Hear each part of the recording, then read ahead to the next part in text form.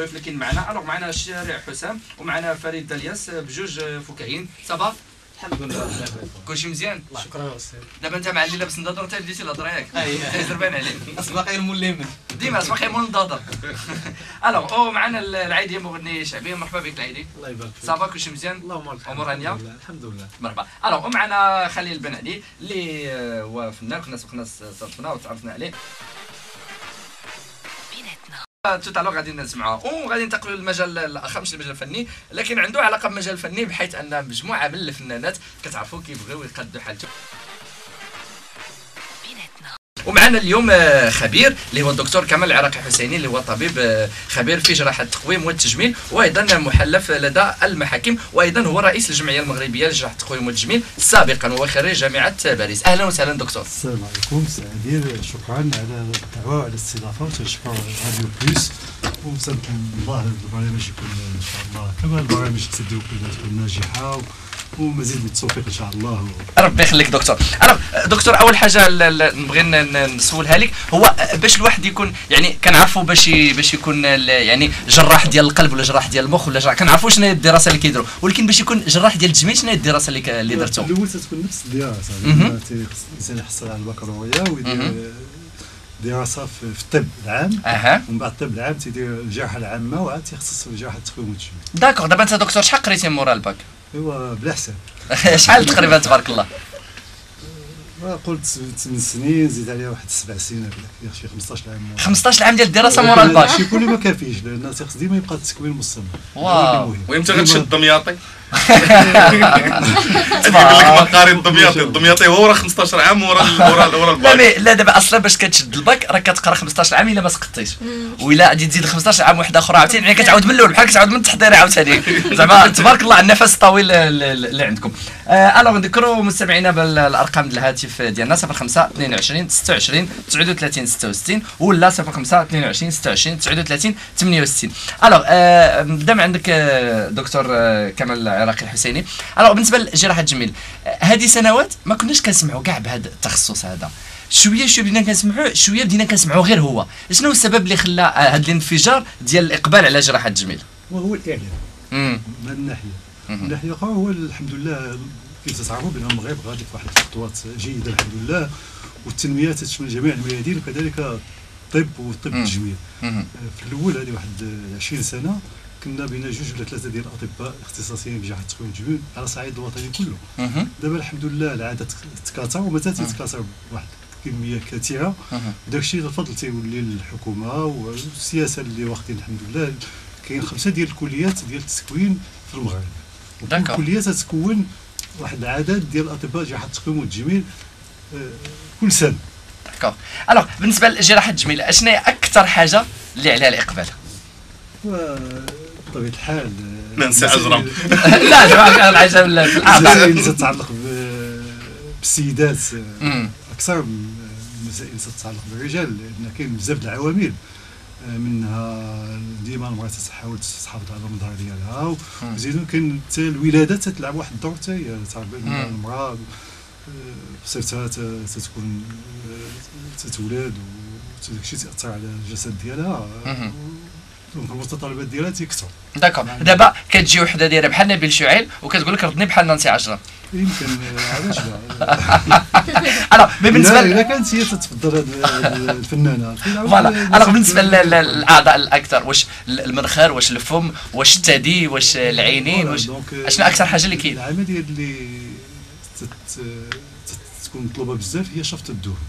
شفط الدهون اذا سمحتي لي الفت واحد الكتاب من هذه الناحيه هذه ديال شفط الدهون اللي بريفاسا هو اللي اكتشف هذه العمليه. داكوغ. هو البروفيسور جايوز اللي معروف على الصعيد العالمي هو اللي بريفاسا هذا الكتاب هذا. ولا تيعطيك جميع المسائل هذا دايرين حنايا لجميع المواطنين وتنفرقوه مجانا باش يتعرفوا على هذا نوع من جراحه ديال التقويم والتجميل هو شفط الدهون. داكوغ. اللي هذا شفط الدهون تيهم السيدات وكذلك تيهم حتى الرجال. داكوغ. الوغ دونك هذه هي اللي كدار. الوغ واش الان لانه ولا واحد التوجه سائد عند المجتمع بان العيالات خصهم يضعفوا ولا كاينه ايضا مسائل صحيه ولا الاغلبيه يعني غير اللي جيت تشوف هذا الشيء هذا المجتمع ديالنا الحمد لله بانه مجتمع مسلم والاسلام ديالنا تيحث على هذا الشيء. النبي صلى الله عليه وسلم تيقول لك بالنسبه للطعام خص الانسان لابد يكون متوازن، وبالنسبه للرياضه وهذا الشيء زعما حنا في التقاليد ديالنا والعادات ديالنا كمسلمين. والعلم دابا برهن لحد الان بانه الزياده في الوزن راه مرض، كمرض السكري، كمرض الضغط الدم الى اخره، القلب، الشرايين. ممكن نعتبروا هذا المرض ديال الزياده في الوزن هو اخطر مرض واللي يمكن يسبب جميع الامراض منها حتى مرض السرطان. ولهذا حنا تنصحوا انا في نفس الوقت اختصاصي في الحميه واختصاصي في الطب الرياضي. دونك الا سمحتي لي سنوجه من هذا المنبر هذا واحد النداء لجميع المواطنين باش يكونوا على علم بان زياده في الوزن راه خطر جدا. ولهذا خص لابد الانسان يحاول يحافظ على الوزن ديالو واحد التغذيه سليمه والرياضه، واذا اقتضى الحاجه راح تكون فوالا. دابا الغريب في هذه القضيه ديال النساء هو كاين ثقافات مختلفه، بحيث كاين واحد الثقافه عند النساء ديال باغيين يغلاضوا باي وجه كان، ها اللي كيمشي ياكلوا الفانيد، ها اللي كيمشي ياكلوا العشوب كيديروا باش يغلاضوا، وكاينه ثقافه عند النساء وحدين اخرين اللي خصهم باغيين يضعفوا باي وجه كان. تيظهر لي هذه المساله كنا نشوفها بواحد وجهه نظر، لان دابا النساء بعض النساء تيفضلوا باش يكون واحد الاعضاء الذات ديالهم بارزه واش فهمتيني، وتيكون واحد الفهم غلط، اما السبب ترجع للامومه ولا السبب ترجع شويه للناس اللي دايرين بهم، يا الزوج ديالها يا مثلا تيمشيو يلتجئوا لشي حوايج باش يغلظوا داك البلايص اللي باغيين هما يغلظوا. بالاسف هذا الشيء ما كاينش بصفه نهائيه واش فهمتيني، وما يمكنش الانسان يتناول واحد الوجبه غذائيه ولا واحد الدواء ولا شي حاجه تغلط غير بلاصه معينه، هذا الشيء راه مستحيل جدا. ولهذا اما تاثر داك الشيء على القلب ولا على الجلد الانسان، وتاثر بزاف على الزياده في الوزن. دكتور كطرى لك هذه القضيه ديال كتجي لك شي وحده كتجيب لك الصوره ديال مغنيه ولا ممثله وكتقول لك الدريه بحال من الخرد هذه ولا بحال الفم هذه. هذا الشيء كله كاين، جميع الاشكال والانواع هذا الشيء كاين، ولكن بالاسف ما خصش الانسان يكون عاوتاني الانسان خصو يكون طموح، ولكن ما خصوش يعطي واحد شي حاجه اللي ما يمكنلاش تحقق. خص الانسان ديما يبقى واقعي ويفهم بان هذه الجراحه راجحه ديال التقويم التجميل ستلجا لواحد الذات الانسان، والانسان ما يمكنلوش يحكم بصفه نهائيه على النتيجه واش فهمتي، لان يمكن ندير احسن عمليه وتكون النتيجه متوسطه، لان على حسب عاود حتى نفسيه الانسان. فهمتي، احسن طبيب جراح في العالم يقدر يدير احسن عمليه ويمكن لا ما تعجبش واحد السيده، فهمتي كيفاش، ولا دير هذاك النيف اللي على حسب التصوير اللي جابت وما يجيش معاها فوالا. دونك تيوقعوا مسائل. ولهذا تيخص حنا تنصحوا بان الناس اللي تيجيو لجراحه تكون التجميل باش ياخذوا الوقت ديالو التفكير، ويكون واحد النقاش يكون واضح، ما يكونش فيه مسائل ديال لو غيف، مسائل جديه خص الواحد ياخذها بجد، والانسان ديما خصو يدير امامه بان الكمال لله سبحانه وتعالى. اكيد. غير فقط مساله الاخيره في هذه النقطه دي لان يعني مهمه بزاف، هو واش كاين واحد السويفي كيخص واحد السويفي بسيكولوجيك بارابور سا ولا لا، يعني واحد التتبع نفسي على المستوى النفسي، لان كيوقع التغيير في الوجه الواحد باش يولفوه باش كذلك سعدي مهمه بزاف. عاد انا شخصيا 30% ديال الزملاء ديالي صراحه فضل نفس الحلول. داكور كاريمون. فهمتي، كاين ناس اللي تيجيو واحد الطلب، وداك الطلب ما يمكنلوش يحقق شي غايه ولا شي نتيجه اللي تكون ايجابيه، ولهذا خص الطبيب يكون زعما واخد الحذر ديالو من هذه المساله هذه. فوالا. انا عجبتني واحد غنرجع عندك دكتور وين تفضل لعبدو. قال لك مختصه في الطب ديال الرياضيين. انا ما كرهتوش كاين شي مسؤولين عندنا في البلاد عندهم كرش كبير، الا كان يبقى تابعهم يحيد لي ما الكرش راه مزيان. غادي ديالي تخدموا بجوج ديو؟ لا كل واحد بوحدو. وعلاش اصاحبي نتوما صحاب ولا خدموا ديو؟ لا خويا بغيتي نمشيو خليني انا بوحدي نولي واحد. كاينه داك كل واحد يعرفنا راسو. هو بالنسبه لي انا حسام شارع هو واحد الكوميدي اللي هو ان شاء الله غادي يكون واعد وغادي تشوفوه في القريب العاجل في شي حوايج. هو ولد الحي المحمدي وكنفتخر بهذا الحي اللي ربى اجيال وطلع واحد العدد ديال الفنانين، وان شاء الله راه كاين الخلف في الحي المحمدي. داكور. الوغ مي مازال ما قلتي لنا والو، قلت لي ولد الحي المحمدي صافي. هذا هذه هو لا ريفيرونس ديالك، واخا سيدي ولد الحي صافي. يلا وانت؟ انا فريد ديلياس. كانت عندي واحد التجربه في كوميدي ديال 2008 يعني، وعاودت 2008 يعني كنتي مع عبد الشامي؟ 2008 كنت، ولكن كان طرا لي واحد المشكل يعني عائلي. كان الاب ديالي توفى، قدرت ننسحب يعني، ما سمحتش لي الظروف نكمل. ويعني بقيت مع شي فروق مسرحيه ديال الهوات اللي في الحي ديالي اللي هو درب سلطان. انا كونتر ديال حسام يعني لاعبين الديربي اليوم صافي. ولاد الحي راه حاضرين، ولاد الحي كاينين فهمتيني. انا واخد الريحه من يعني عديد ديال الممثلين ديال درب السلطان يعني، بلا ما نذكر الاسماء ديالهم راه ما معروفين. وان شاء الله دابا راه يلا لعبت في واحد المهرجان ديال المرأة بحي الحي حسني اللي كانوا كرموا فيه نزهه بدر، وكذلك الاستاذ بوعروه وميلود حباشي يعني السبت اللي فات. ومقبلين ان شاء الله باش نلعبوا على في النهائي ديال كازا ستوند اب، واحد المهرجان اللي حصل لي الشرف انني لعبت فيه. وكنتمنى يعني ان شاء الله مش شي حاجه تسمع لنا من توتالور ياك ان شاء الله. شي اكستري انت بجوج يلا كل عندكم غادي توتالور غادي درنا شي اكستري. غادي نمشيو لعندك دابا العيدي. الو العيدي، قول للناس شكون هو العيدي. العيدي مغني شعبي مقيم ما بين كازا وديار الأوروبية، دونك نشتغل في أوروبا وفي المغرب. الستيل اللي كندير ستيل بحال الداودي الصنهاجي، الأصدقاء ديالي هو الستيل ديالي اللي كندير.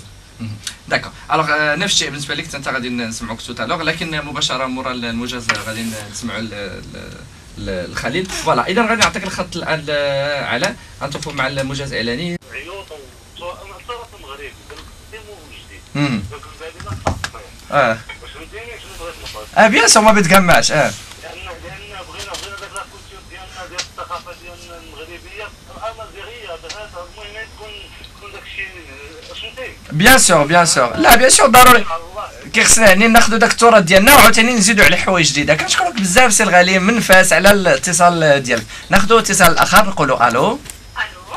مساء النور. شكون معنا لاله؟ بطيخه. شكون معنا؟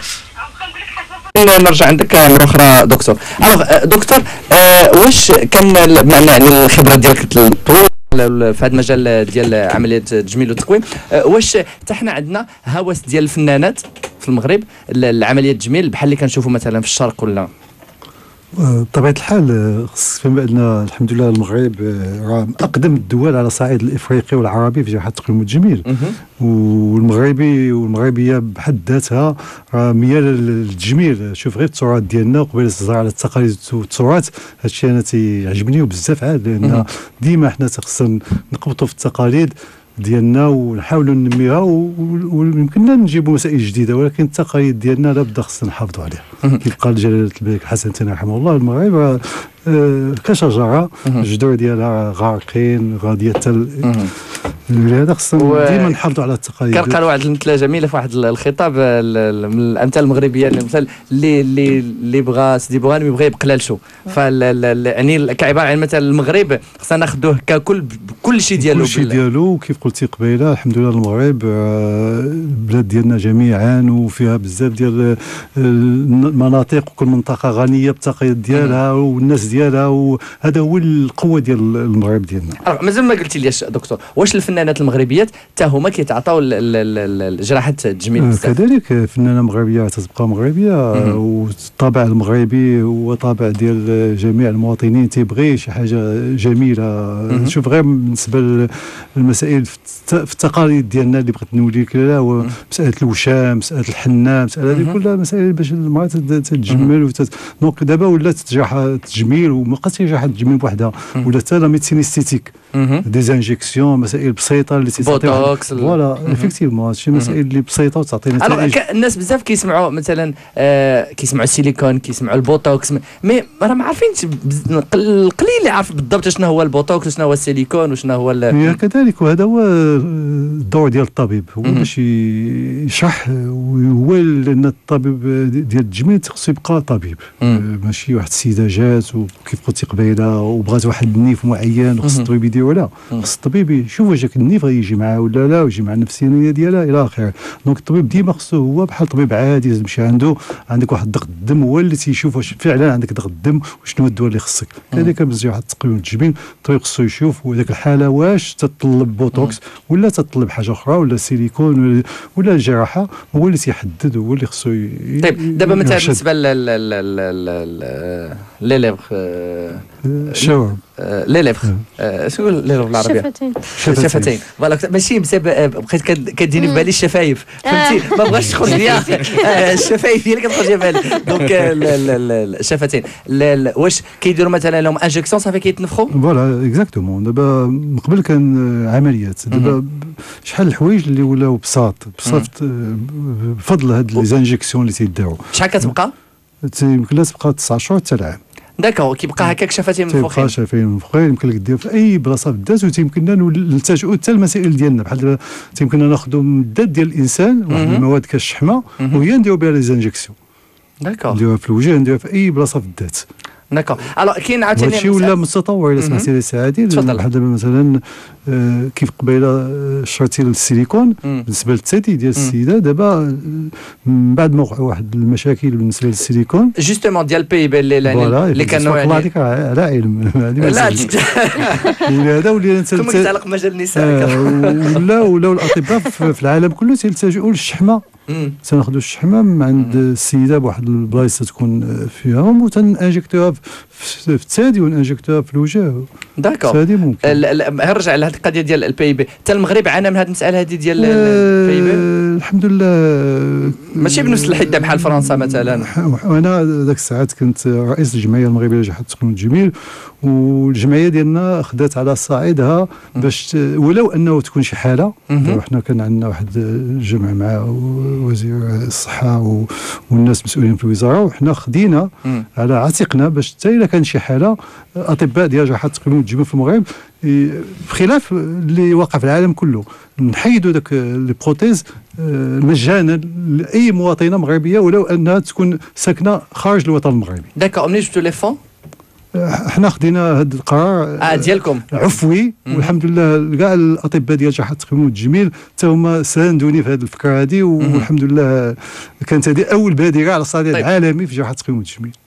على مستوى الملمس، واش كاين فرق ما بين ملي كتكونوا معمرين مثلا تدي بالسيليكون ولا معمرينه بالشحمه اللي كاينه في الجسد؟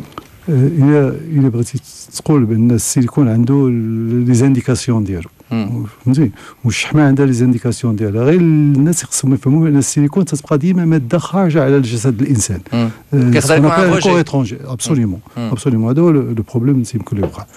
وبالنسبه كاين عاوتاني مساله واحده اخرى، هي بزاف النساء مثلا لا لوت ديال ديك الصراع ضد العقارب الساعه، يعني مثلا ملي كتوصل ل 40 عام ولا شي حاجه، يعني ما كتبغيش تبقى يبانوا فيها التجاعيد مثلا على مستوى العنق، سورتو العنق يعني هو اكثر واحد كيبان فيه التجاعيد. دونك شنو المسائل اللي كيدار في هذه الحاله هذه؟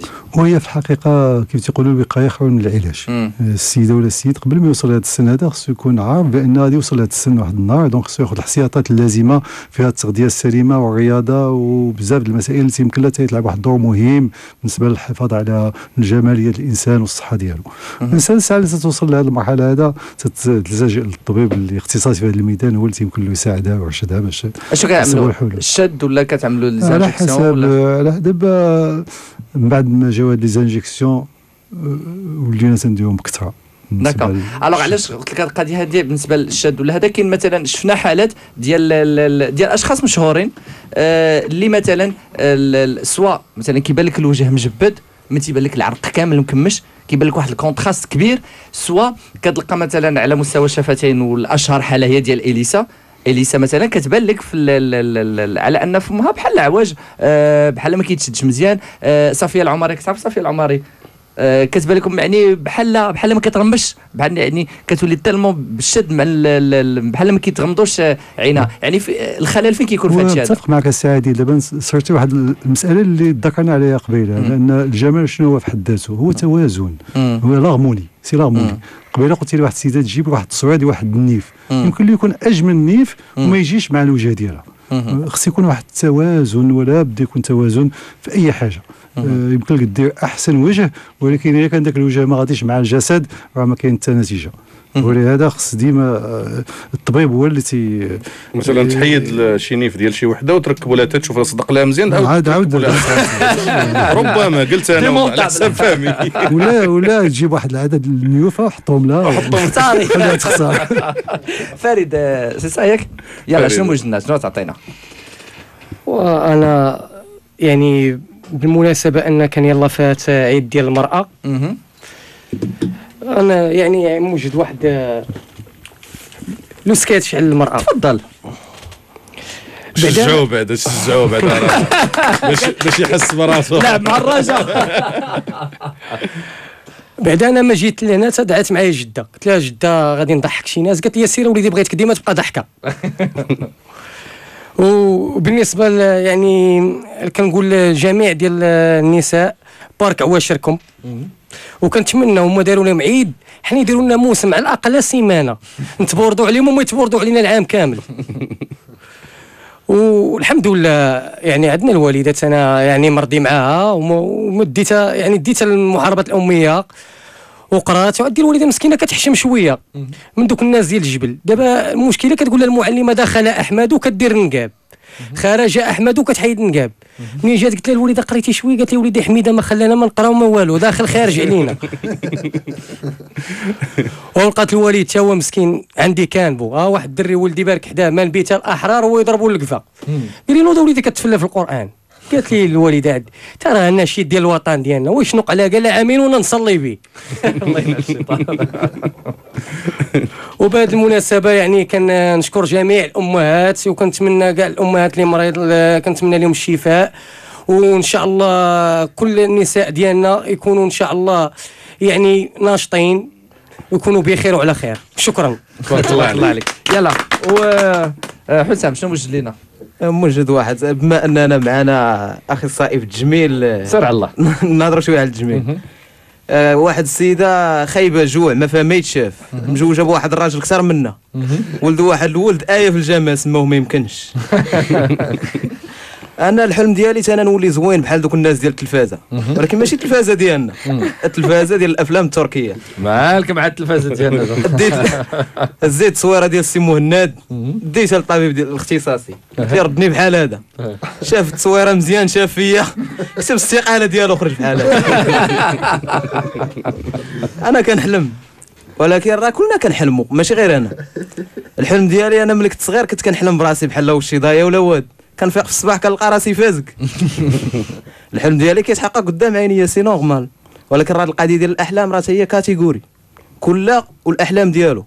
مؤخرا الناس عند خالتي في دارها عندها واحد ولد شيفور ديال طاكسي، ناض لينا مع 3 ديال الصباح بلاصه الحي المحمدي، بلاصه الحي المحمدي، تحياتنا للناس ديال الحي المحمدي. قال لنا بلاصه الحي المحمدي، نطت عند خالتي قلت لها وا خالتي تينوضي شوفي الدري واقيلا راه تسطا ولا خرج ليه عقله. قالت لي لا وليدي ما تخافش غير يكمل 6 البلايص ودوزي نعس. ناعسين في ستاسيون ديال الطاكسيات. وهاد القضيه ديال الاحلام سياره في شكل. عندي واحد الصديق ديالي شويه في شكال مريح انا وياه في قهوه، قال لي يا حسام، قال لي نقدر نقول لك انا موهوب عليك انت في هاد القضيه ديال الاحلام. قلت لي باش كتحلم لي انت كاع؟ قال لي البارح كنحلم براسي مقهوي في باريس اون فاس مع لا تور ايفيل، قال لي والشهبات غادا جايز من قدامي. قلت لي انا كنحلم احسن منك اودي يا صاحبي.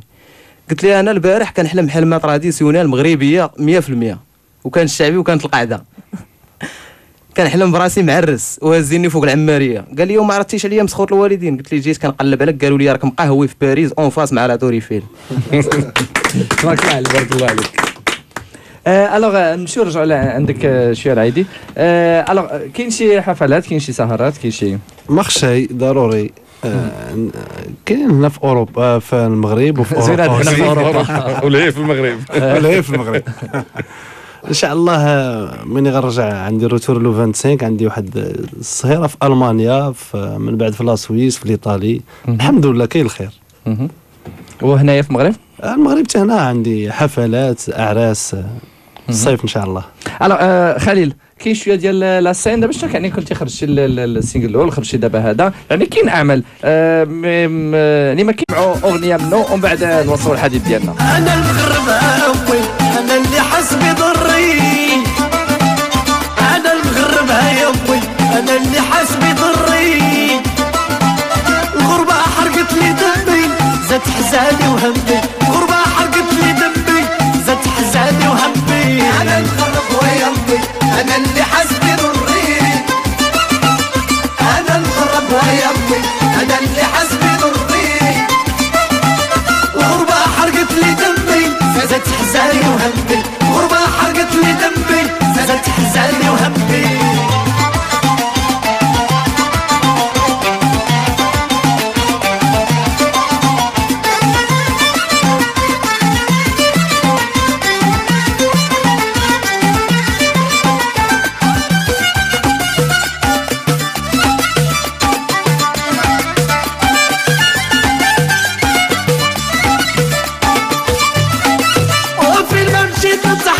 حيت انا براني وحشم ولدي كتر وزاد عماني وفين ما مشيت نتحكر حيت انا براني وحشم ولدي كتر وزاد عماني لحبيب نساني الاخبر يخفف حزاني وليت من الغربه يا امي ويلي واش داني لحبيب نساني الاخبر يخفف حزاني وليت من الغربة يا امي واللي واش داني انا المغرب ويا امي انا اللي حاس بضري انا المغرب ويا امي